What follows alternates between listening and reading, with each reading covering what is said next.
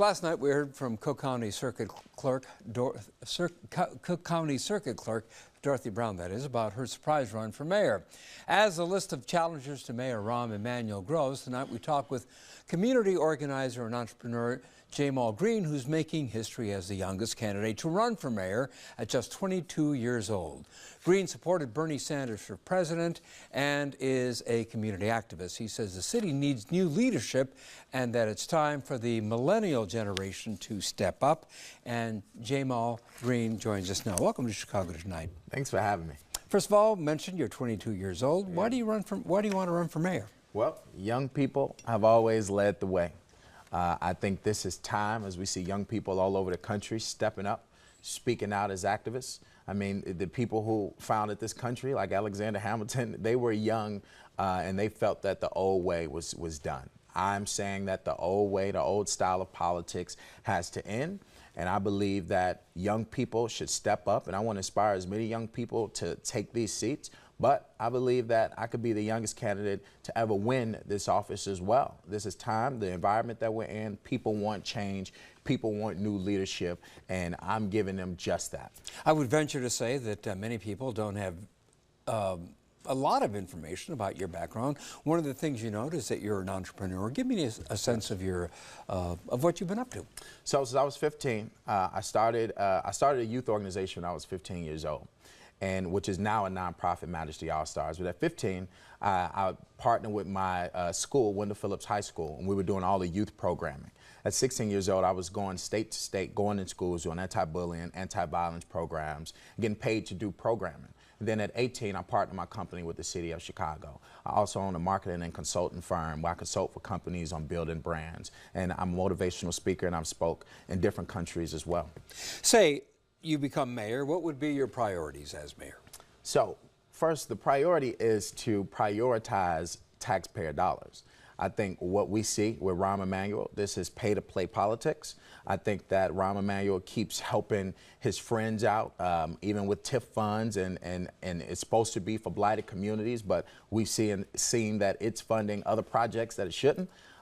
We have to prioritize taxpayer dollars. We have to have a progressive source of revenue in the city and start moving towards a progressive style of politics in the city. So when it comes to education, we got to invest in neighborhood schools. I believe we need an elected school board, a board that's not beholden to the mayor that's in place.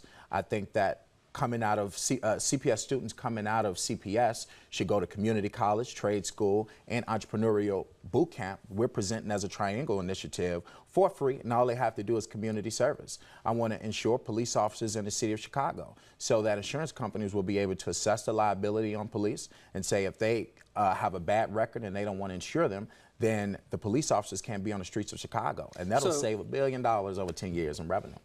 Just to be clear, you want police officers to have individual insurance policies for what, personal liability? So if I'm an officer, I'd have to get an insurance policy to continue to do my work? Yes, city will pay for it. We'll pay for it. I think that's an expense that will still save hundreds and hundreds of millions of dollars in police misconduct settlements.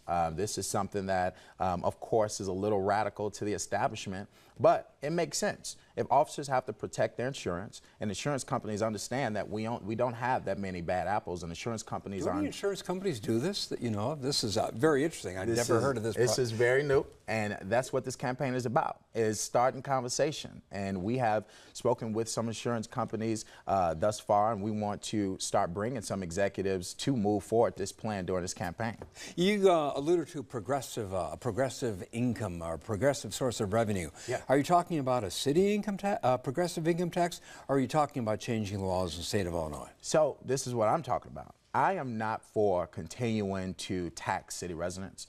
I think that we need to decriminalize cannabis and work with the governor to legalize it in the state. I think that's something that we need to talk about. We may need to. You mean progressive sources of not revenue. Necessarily a progressive income tax. Right. Yeah. Got it. I think that'll be, of course, put on my desk at some time. But the first things I want to see is how we can actually free up revenue from whether that is from TIF funds, whether that is insuring police officers, whether that is the hundreds and hundreds of millions of dollars of overtime that some city workers are racking up. I think we need to find those sources of revenue and figure out how to prioritize them, then see what's next. You have said that Mayor Rahm Emanuel, quote, does not care about black people. Is that fair? You know, so being a resident of these communities, growing up, seeing people shot in front of me, seeing videos like Laquan McDonald being shot 16 times like a dog by police. You know, when you're from these neighborhoods, you would think that the administration downtown, which is in another city, because this is a tale of two cities, would not care about these communities. You go to a school and the books are outdated. You have no clinical staff members, a lack of counselors, 40 kids a classroom that don't learn the same. You're coming out, people getting killed in front of you. If your friend has a mental health problem, there's no mental health facility near or no clinical staff in the school to help. I mean, when you're going through these things in these neighborhoods, Phil, I mean, you happen to just think that there's obviously some racism going on because you're like, why don't you care about us? You have been outspoken about the issue of police brutality and the importance of civilian oversight. How would you set that up? So what I believe is that COPA needs to be constructed a little bit differently.